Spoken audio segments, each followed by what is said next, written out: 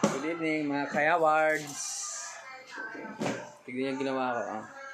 Nagpakulo ako ng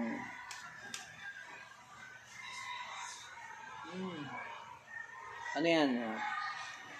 Beetroot, bawang, sibuyas, luya, saka may kalamansi.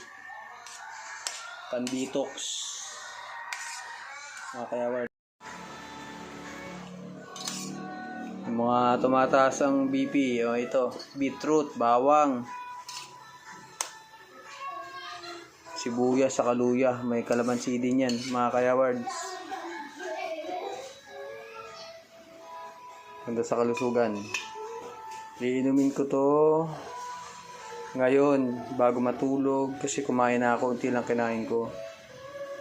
At bukas